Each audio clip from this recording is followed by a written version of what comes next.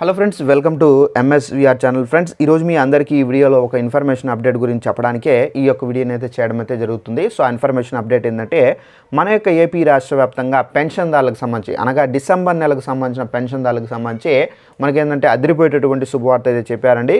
So మనకు నెల pension అనేది తీసుకోకపోయినా కానీ 3 నెలలకు సంబంధించినటువంటి పెన్షన్ ఒకేసారి అయితే ఇవ్వబోతున్నారండి. అయితే మనకు ఈ పెన్షన్ తీసుకోకపోతే మనం ఎక్కడికి వెళ్ళి ఇవ్వాలి ఏంటి దానికి సంబంధించిన పూర్తి వివరాలు తెలియజేస్తాను. ఈ వీడియో నచ్చినట్లయితే లైక్ చేసుకుని ఛానల్ సబ్స్క్రైబ్ చేసుకుని వారు వెంటనే ఛానల్ కూడా మీరు సబ్స్క్రైబ్ చేసుకుని ఫాలో అవుతుండండి. ప్రతి చిన్న ఇన్ఫర్మేషన్ మీకు తెలియజేస్తూ ఉంటాను. ఇక వివరాలకు వెళ్ళినట్లయితే మన యొక్క ఏపీ రాష్ట్ర వ్యాప్తంగా పెన్షన్దారులకు సంబంధించి అనగా డిసెంబర్ నెలలో ఇవ్వబోయే పెన్షన్లకు సంబంధించి అదిరిపోయేటటువంటి శుభవార్తలు అయితే ప్రభుత్వం అయితే విడుదల చేశారండి. అయితే మనకు ఇక్కడ దీనికి సంబంధించి నోటిఫికేషన్ కూడా అయితే వచ్చింది. ఒకసారి ఆ నోటిఫికేషన్లో ఏమేమి ఇచ్చారు ఏంటి డీటెయిల్స్ అనేది మీకు చదివి ఎక్స్ప్లెయిన్ అయితే చేస్తాను. పెన్షన్లపై కీలక ఆదేశాలు. ఏపీ రాష్ట్ర వ్యాప్తంగా పెన్షన్ల పంపిణీపై ప్రభుత్వం ఇవాళ నూతన మార్గదర్శకాలు జారీ చేసింది. వరుసగా 2 నెలలకు తీసుకోకపోయినా కానీ 3వ నెల మొత్తంగా పెన్షన్ అనేది ఇస్తామని చెప్పేసి తెలిపింది.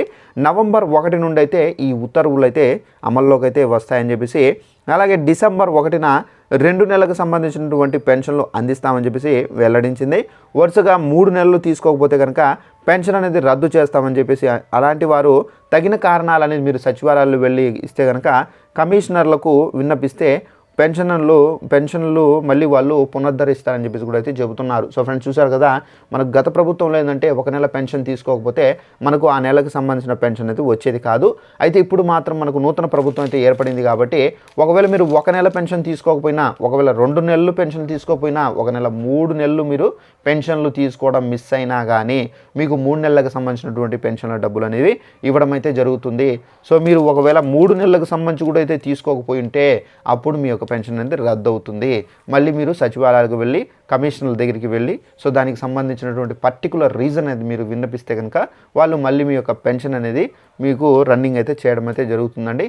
సో ఇదండి మనకు ఉన్నటువంటి ఇన్ఫర్మేషన్. ఈ వీడియో నచ్చినట్లయితే లైక్ చేసుకొని ఛానల్ సబ్స్క్రైబ్ చేసుకోండి. Thanks for watching this video. All the best.